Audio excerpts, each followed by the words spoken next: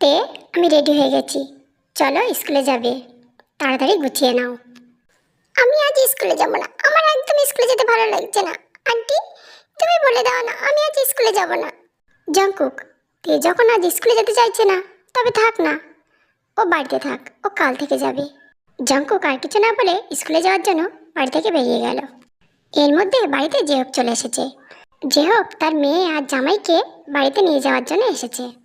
জিন, আমি তেয়ার জঙ্গককে নিতে এসেছি। আচ্ছা ঠিক আছে ভাইয়া, তুমি বসো। জাঙ্কুক বাড়িতে ফিরে আসলে তারপরে তে আর জাঙ্কুক যাবে। কিন্তু জিন, আমি তো থাকতে পারবো না, আমার একটা খুব জরুরি কাজ আছে। তবে জঙ্গক ফিরে আসলে তেয়ার জঙ্গককে আমাদের বাড়িতে পাঠিয়ে দিও। আচ্ছা ঠিক আছে ভাইয়া, ওদেরকে পাঠিয়ে দেবো। জাঙ্কুক, তুই স্কুলে এসেছিস? আয় আয়। কেমন কাটলো তোর বাসর রাত? ভালো কাটেনি রে সুগা, একা একাই কেটেছে। কেন, একা একা কিসের জন্য কাটিয়েছিস? তে কোথায় গিয়েছিল? আরে তের পিরিয়ড হয়েছে, একা কাটবে না তো কিভাবে কাটবে বল? জাঙ্কুক আর সুগার কথা বলার মাঝখানে জাঙ্কুকের ফোনে ফোন আসলো। হ্যাঁ মা, বলো কি বলছো? জাঙ্কুক, তোর যে আঙ্কেল এসেছিল, তুই আর তে তাদের বাড়িতে যাবি, তাড়াতাড়ি চলে আসিস স্কুল থেকে বাবা। আচ্ছা ঠিক আছে মা, তুমি থেকে রেডি হয়ে থাকতে বলো। জাঙ্কুক স্কুল ছুটি হওয়ার পরে তাড়াতাড়ি বাড়ির উদ্দেশ্যে বেরিয়ে পড়ল। এদিকে তে রেডি হয়ে বসে আছে। তে তে মা, দেখো তো তোমার মা ফোন করেছে, কি বলছে? তে হাসতে হাসতে ফোনটা ধরলো। মা, আমি রেডি হয়ে বসে আছি, তোমার জামাই বাড়ি আসলেই দুজনে চলে যাব। আচ্ছা ঠিক আছে মা, এখন জিমিন এসেছে, জিমিনের সাথে একটু কথা বল। জিমিন এসেছে মা, দাও না মা, জিমিনের কাছে একটু ফোনটা দাও। হ্যালো জিমিন, তুই কি করছিস? আমি একটু পরে চলে আসবো, তুই ওখানে থাকবি কিন্তু। তে ঠিক আছে, আমি এখানে বসে থাকবো তোর জন্য, কিন্তু কাল কি কি করলে একটু ফোনে বল না। কাল কিছু করিনি রে জিমিন, কিছুই করিনি। আমি না কাল এত সুন্দর অ্যাক্টিং করেছি না, জঙ্কুককে একটুও ধরতে পারিনি রে। কেন, তুই কি বলেছিস? জঙ্কুক তোকে এত সহজে ছেড়ে দিল, কিছুই করলো না? হ্যাঁ ছেড়ে দিল, আমার কিছুই করেনি। আমি তো বলেছিলাম আমার পিরিয়ড হয়েছে। আরে তোর পিরিয়ড হতে এখনো 20 দিন বাকি, আর তুই মিথ্যে কথা বলে দিলি।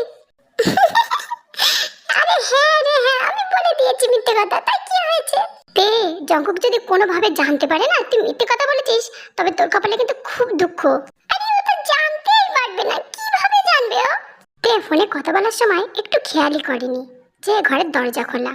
এদিকে জঙ্কুক দরজার পাশে দাঁড়িয়ে দাঁড়িয়ে তে সব কথাগুলোই শুনেছে। কি, এর মানে তে তুমি আমার সাথে মিথ্যে কথা বলেছো? আচ্ছা ঠিক আছে, আমি দেখছি। মা, মা, তুমি কোথায় মা? আরে জঙ্কুক, কি হয়েছে, কি হয়েছে বাবা? তুই নিচে নেমে এসেছিস কেন? তুই রেডি হবি না? তে তো রেডি হয়ে বসে আছে বাবা। মা, তুমি আন্টিকে জানিয়ে দাও আজ যেতে একদম ভালো লাগছে না, কাল যাব। আচ্ছা ঠিক আছে, আমি সে তো বলে দেবো, কিন্তু তে তো রেডি হয়ে বসে আছে বাবা। মা, তুমি তের কথা চিন্তা করো না, আমি দেখছি। জিমিন, ঠিক আছে, আমি খুব তাড়াতাড়ি চলে যাবো রে। জঙ্কুক চলে আসলে যাব। এবার ফোনটা রাখছি, হ্যাঁ? তুই থাকিস কিন্তু। জোরে দরজাটা ধাক্কা দিয়ে জঙ্কুক ঘরের ভিতরে ঢুকলো। বাহ, তোমাকে তো আজ খুব সুন্দর দেখাচ্ছে। তুমি রেডি হয়ে বসে আছো বুঝি? হ্যাঁ, আমি রেডি হয়ে বসে আছি। আজ বিকালে তো বাবাদের বাড়ি যাওয়ার কথা ছিল, তাই না? তুমিও রেডি হয়ে নাও। না, আজ আর যাব না, আমি ফোন করে বারণ করে দিয়েছি। কেন বারণ করেছেন? কেন, তোমার অসুবিধা হচ্ছে বুঝি? আমার সাথে থাকতে ভালো লাগছে না, তাই না? এটা তুমি কি বলছো? তের মুখের কথা শেষ হতে না হতে জঙ্কুক তের হাত ধরে এক টানে নিজের সাথে মিশিয়ে নিল। তুমি এটা কি করছো? কেন, এতে তোমার কি সমস্যা হচ্ছে? তুমি তোমার বউ, তোমার উপরে আমার সব অধিকার আছে। শোনো, আমি কি বলছি? তোমার আর কিচ্ছু বলার দরকার নেই, তুমি সবকিছু মিথ্যা কথা বলেছো আমার সাথে। জঙ্কুক থেকে আর কিছু বলারই সুযোগ দিল না, থেকে এক ধাক্কা মেরে খাটের উপরে ফেলে দিল। তোমার কোনো পিরিয়ড হয়নি, তুমি আমার সাথে মিথ্যা কথা বলেছো। বলেই জঙ্কুক শার্টের বোতাম খুলে শার্টটা খুলে ছুঁড়ে ফেলে দিল, দিয়ে তের উপরে উঠে তের ঠোঁটে কিস করতে শুরু করলো। তে অনেক চেষ্টা করে জঙ্কুকের কাছ থেকে নিজেকে ছাড়াতে পারলো না। তের দম লেগে আসছে, তে হাত পা আঁচড়াচড়ি করছে। এটা দেখে জঙ্কুক তের ঠোঁট ছেড়ে দিল। ছাড়ো আমাকে, ছাড়ো ছাড়ো, ছাড়ো আমাকে। তে তুমি এটা কি করছো? শান্ত হয়ে থাকো বলছি, নইলে কিন্তু তোমার হাত দুটো বেঁধে দেবো আমি।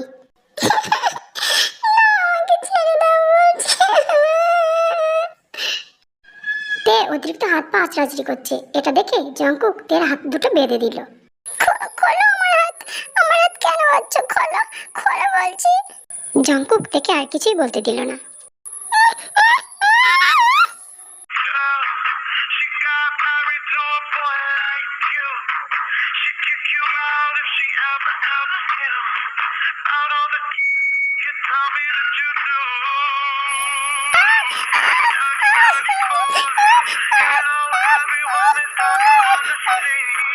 I hear them whispering about the place. গায়ে কত ব্যথা, আমি কিভাবে ওয়াশরুমে যাব? পেটটা কত ব্যথা করছে। তে কি হয়েছে তে? এমন করছো কেন? কি হয়েছে তোমার? ওহ, বুঝতে পেরেছি, তোমার পেট ব্যথা করছে। দাঁড়াও, আমি তোমাকে ওয়াশরুমে নিয়ে যাব। তে আর কিছুই বলল না, জঙ্কুক থেকে ওয়াশরুমে নিয়ে গেল। জঙ্কুক থেকে ওয়াশরুম থেকে এনে সোফাতে বসিয়ে দিল। আমার পেট কত ব্যথা করছে। তে কেঁদো না, চুপ করো, এক্ষুনি ঠিক হয়ে যাবে। আমি খাবার এনে তোমাকে খেতে দেব, তারপরে ওষুধ খাইয়ে দেব। তুমি তুমি কত খারাপ। আমি আমার মায়ের কাছে যাব। তুমি কাল সারাতে আমাকে কিছু খেতেও দাওনি। জঙ্কুক তাড়াতাড়ি খাবার এনে তেকে খেতে দিল। এই নাও তে, এবার ওষুধটা খেয়ে নাও, এক্ষুনি ঠিক হয়ে যাবে। আমি আমার মায়ের কাছে যাব, আমাকে খেতে দাও না আমার মার কাছে। আচ্ছা তে, আমি তোমাকে তোমার মায়ের কাছে যেতে দেব, কিন্তু একটা শর্তে। শর্ত? কিসের শর্ত? কেমন শর্ত? শর্ত হলো এটাই যে তুমি তোমার বাপের বাড়ি যেয়ে তোমার বাবা মার সাথে যদি 1 ঘন্টা কাটাও, আমার সাথে তোমাকে 2 ঘন্টা কাটাতে হবে। এখন আমি অন্তত আমার মায়ের কাছে যাই, তারপরে দেখব। তে এই কথাগুলো ভাবতে ভাবতে যখনই চুপচাপ হয়ে গেল, তখনই জঙ্কুক বলে উঠল, কি হলো তে? তুমি কিছু বলছো না কেন? তাকাও আমার দিকে। ঠিক আছে, আমি রাজি। জঙ্কুক আর তের বাপের বাড়িতে পৌঁছে গেছে। আয়ু নতুন জামাইকে খুব আপ্যায়ন করলো। মা, আমি ড্রেসটা পাল্টে আসি মা। তে তাড়াতাড়ি চলে আসিস, এক্ষুনি কিন্তু জিমিনে এসে পড়বে। আচ্ছা ঠিক আছে মা। তে ড্রেস পাল্টিয়ে ঘর থেকে যখনই বেরোতে যাবে, তখনই জঙ্কুক পিছন দিক থেকে তেকে জড়িয়ে ধরলো। আরে কি করছো, কি করছো? তে শোনা, তুমি বুঝতে পারছো না আমি কি করছি? শোনো, আমাকে এখন নিচে যেতে দাও।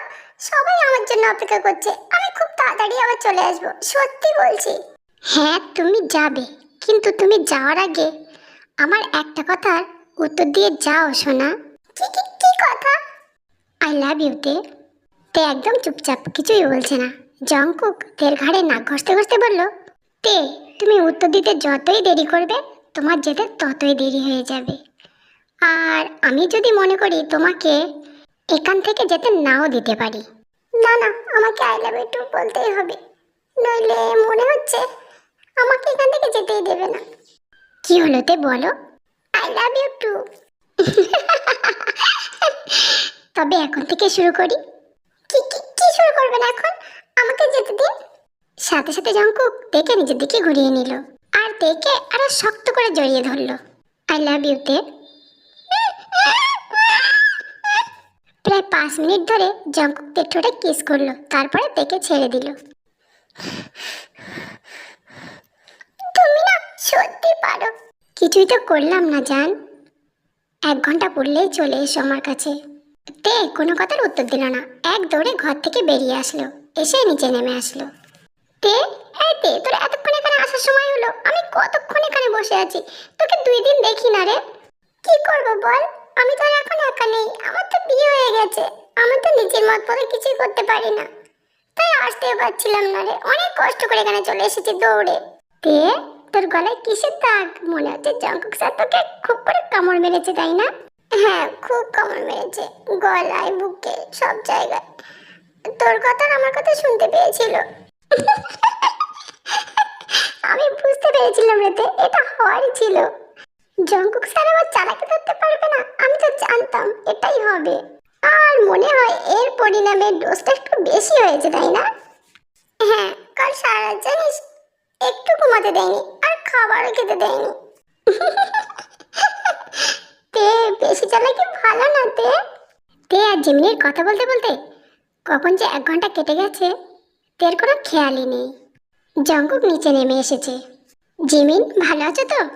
হ্যাঁ স্যার, আমি ভালো আছি, আপনি ভালো আছেন তো? হ্যাঁ ভালো আছি। জঙ্কুক কথা বলতে বলতে তাকে কোলে তুলে নিল। এটা কি করছো, কি করছো? নামাও আমাকে, নামাও। জিমিন কি ভাববে? জিমিন কিছু মনে করবে না, জিমিন সব কিছুই বোঝে।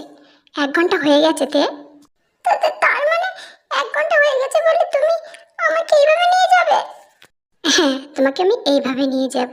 1 ঘন্টা ওদের জন্য, 2 ঘন্টা আমার জন্য। তুমি যখন আমার। জিমিন বোকার মতো ওদের দিকে তাকিয়ে থাকলো। এটা কি হলো? কি হয়েছে জিমিন? তুমি এবার উপরের দিকে তাকিয়ে আছো কেন?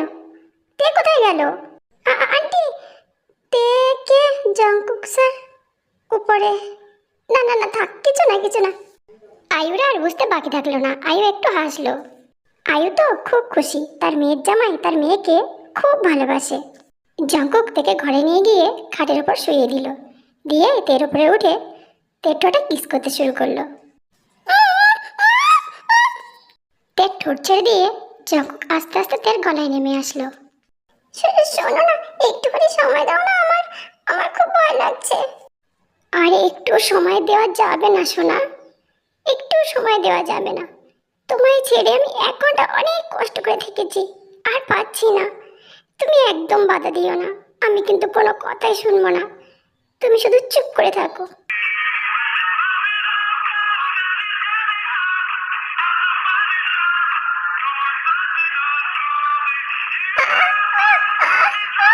লাগছে জঙ্কুক, আস্তে।